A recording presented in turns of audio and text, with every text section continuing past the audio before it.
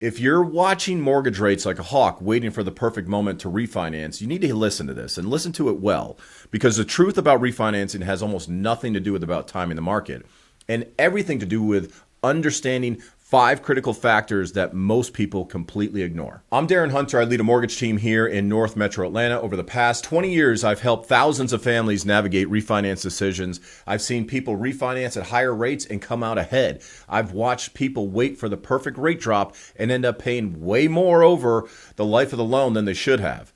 Today, we're going to break down exactly what you need to know before you refinance. These aren't the things that your bank, Wells Fargo or Bank of America, are going to be talking about or even thinking about. These are the numbers that actually determine whether a refinance makes sense for your specific situation. Most people approach refinancing completely backwards. They check rates every single day. They set alerts on their phone. They watch the news and listen to economists predict where rates are headed. And you know what happens?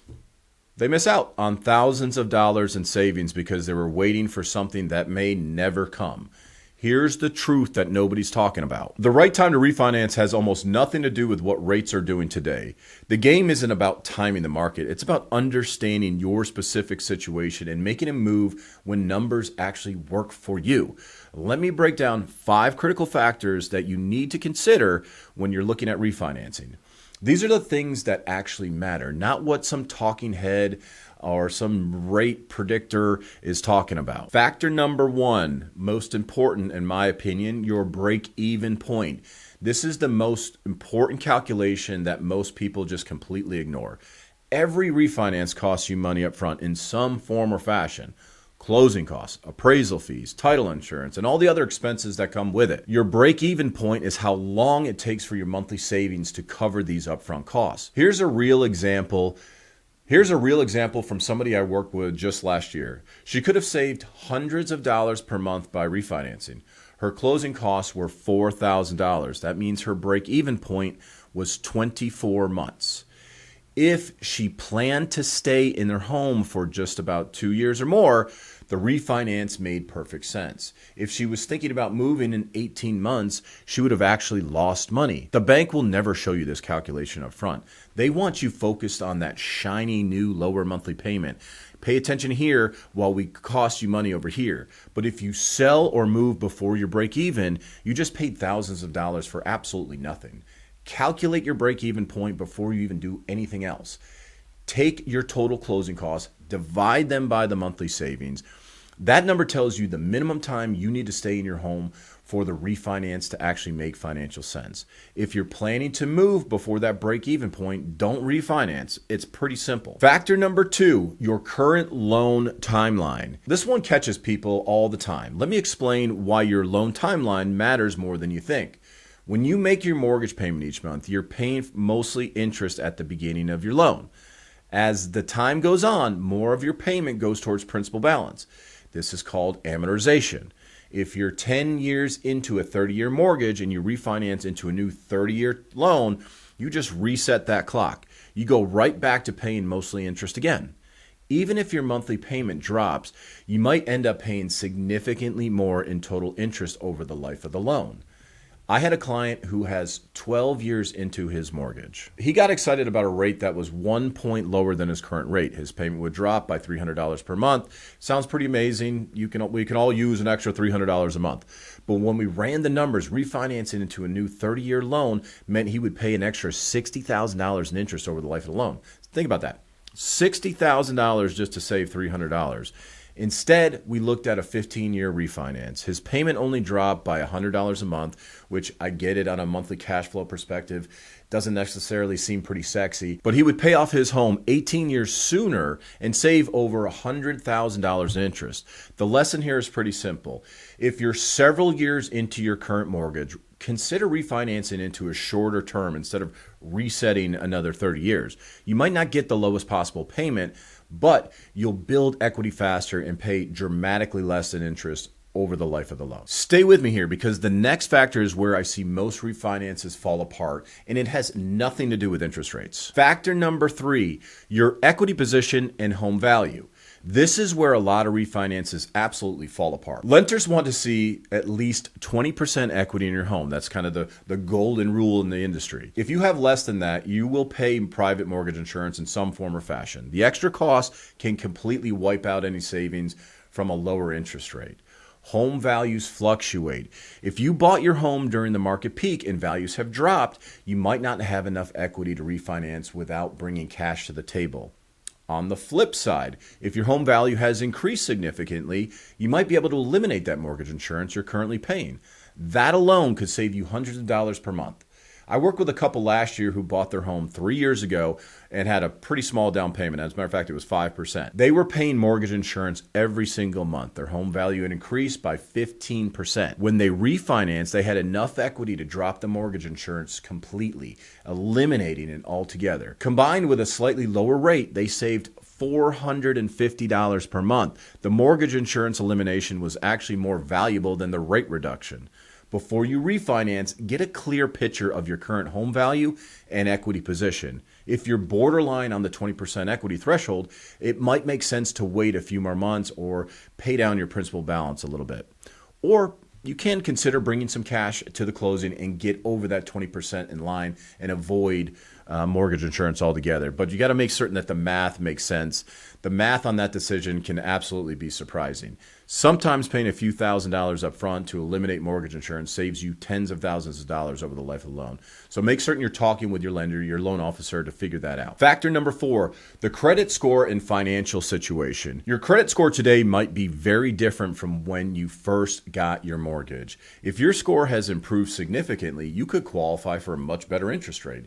Even a small improvement in your credit could translate to thousands of dollars in savings. But here's what most people miss. The refinance process itself will impact your credit score temporarily. If you're planning on any other major purchases in the next 6 months, like buying a car, you need to factor that in. Also, your income and employment situation matters. Lenders will absolutely verify everything again. If your financial situation has changed since you got your original mortgage, that could affect your ability to refinance. I've seen people get denied for refinancing because they changed jobs literally right before applying. Even if the new job paid more, the lender wanted to see some job stability, so it can affect how you get approved. One client was self-employed and had a great year with higher income, but the lender wanted to see 2 years of tax returns showing that the higher income level is sustainable. He had to wait another year to refinance at the better rate he wanted. Make sure your financial situation is stable before you apply. Get your credit report and check for any errors that might be dragging down that score. Pay down credit card balances if you can.